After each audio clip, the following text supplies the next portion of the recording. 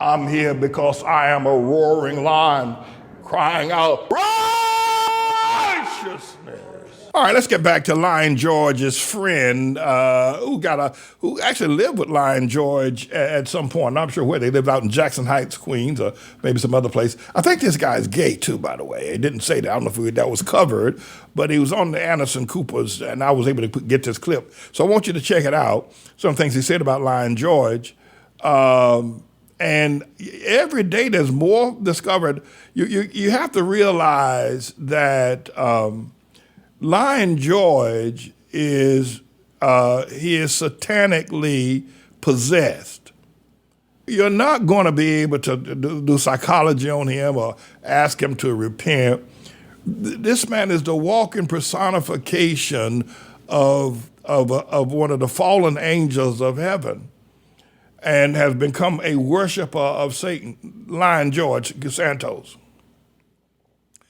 And he is devoid of the Owls of Langerhans. He has no shame. You can't, you don't know what it feels like to be a billionaire, right? Y'all listen to the lottery the other day. Some guy that won the billion lottery, right? You have no idea what that's like. You think you might know, but listen, Lion George has no sense of what it is to be ashamed of something about himself. He doesn't know. He doesn't have. It's like a baby without teeth. He's not born with that capacity. Now, Tribulation Trump is the same way. He doesn't have that capacity. And there are people who are born void of certain qualities of life. And Santos doesn't have it. He'll just lie in a minute. He'll lie about stuff he don't have to lie about. Because to him, it's all relevant. But anyway, I'm going to let you listen to his friend who lived with him for a while. And I think they were both gay. And you'll see. Take a look at this. Joining us now, a one-time friend and roommate of his, Gregory Maury Park. Gregory, I really appreciate you being with us. So you knew him as Anthony DeVolder from 2013 to 2018. How long did you actually live together? We were only roommates for a few months. And I also knew him as Anthony Zabrowski. So you knew him. Why did he say he had two names then? Well, he used Zabrowski for his Friends of Pets United, his GoFundMe. And he would say, oh, well, the Jews will give more if you're a Jew. And so that's the name he used for his GoFundMes. And what was he having GoFundMes for back then? He had a pet charity, Friends of Pets United. It was supposedly to help out with, sick animals and things like that. There's actually just an article released from one of my reporters who's been interviewing me a lot, Jacqueline Sweet, about how he conned a homeless military vet out of $3,000 for his service dog. He was. Did he actually have a pet charity? Did he have a pet? He did like dogs, yes, but he never had any activity as far as taking animals to the vet or buying food or anything. When I went to visit him, when this so-called charity was active, when they were getting donations. And he told you apparently a lot of lies about himself as well. Yes. What did he say? He said he went to Baruch. He said he went to NYU. He worked at Goldman. He worked at Citigroup. I'm more apt to find, a sliver of truth than I am a lie, because everything he said to me was a lie. He lied about his family having a home on Nantucket and the Cape. He lied about his mother being, a powerful woman in finance when she was, This is going to get you. When you lie on your mother, when you lie about the day she died, usually, your mother dies, it's very painful. It's, the world comes to an end. You don't know how you're going to go on. You'll never forget the day that that your daddy died. This boy lied, said she died on 9/11. Then she said she owned a ritzy house in Nantucket. I don't know if you've never been to Nantucket, off of Cape Cod up in Massachusetts, up there where all them ritzy people live, Nantucket. That she owned a house in Nantucket. You got to be a gazillionaire to own a house in Nantucket. His mother worked as a cleaning maid, cleaning hotel rooms. This is incredible. Go ahead, Miss India. Let the rest of this. Worked in a domestic capacity. And did you actually meet his mom? No, truth. Yes, I was very close with his mother. I believe I sent a picture in of her. Okay, yeah, so we're showing a picture. So wait, so she actually lived in the same apartment as you in Santos for a time, is that right? Yes, she did. It was her, her daughter Tiffany, and then Anthony.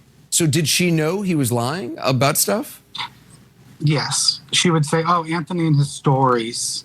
And it was kind of a shame because she was a very, very sweet, sweet woman. And, she used to tell me that, she worked her hands down to the bone, to just give him a better life in the U.S. And he didn't care. He would just take her check, blow through her money. And, I would come back and there would be eviction statements on the door at the house in Jackson, the condo in Jackson Heights. And I was like, well, if you're taking your mother's paycheck, Anthony, and you're taking money from me, and, I'm assuming there must be some child support coming in for Tiffany because she hadn't hit age of maturity yet. Like, what, where's all this money going? So wait, he took money from you? Yes, I paid him. For the 3 or 4 months I stayed there. Oh, for the rent? Yes. So, you say Santos actually stole something from you?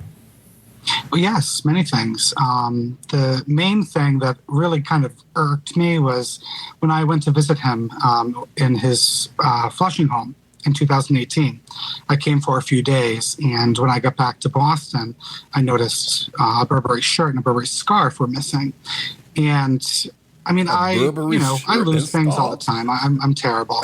But the Burberry scarf, I think the reason why it bothered me so much was... I'm sure most of y'all don't wear Burberry, so I shouldn't insult you by saying it's a high-end London King Street designer, Burberry, and Burberry scarves and jackets and Burberry handbags and shoes and suits are very, very, very, very popular.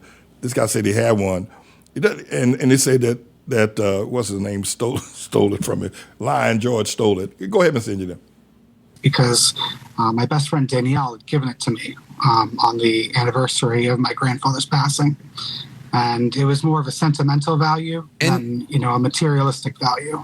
I understand he was actually wearing something he took from you at a pre-January 6th rally in Washington? Is that the scarf? Yes, you can believe this. He has the audacity, yes. Wait a minute. He's wearing the scarf. A stolen scarf to a steal the election rally. You have to love the irony. And the audacity, quite frankly. I mean, wow. I wish I had that much audacity. So when you saw him standing here at this podium, were you like, that's the scarf that I got on that relates to my grandmother's death? I mean, that's got to be infuriating. There was a few choice words that I won't share with you, but yes, I was livid. So, what did you think when he got elected to Congress? Did you know he was going to run? Did you know he was running for Congress? I knew he was planning on running in I think 2019, because I was reading in the Journal or something, but I figured he'd run again, but I never in a million years would ever expect him to win. I feel like I have more of a chance of winning the Powerball. Did it make sense to you that this guy who you've been paying rent to, who you say is taking money or borrowing money from his mom who's cleaning houses and who has eviction notices, was going to run for Congress? That sounds nuts. I mean, I feel like if you would have campaigned on, got pulled up by my bootstraps or something, maybe. But no, it's just ridiculous. I really don't understand how he won. It doesn't make sense. What would you say to him now?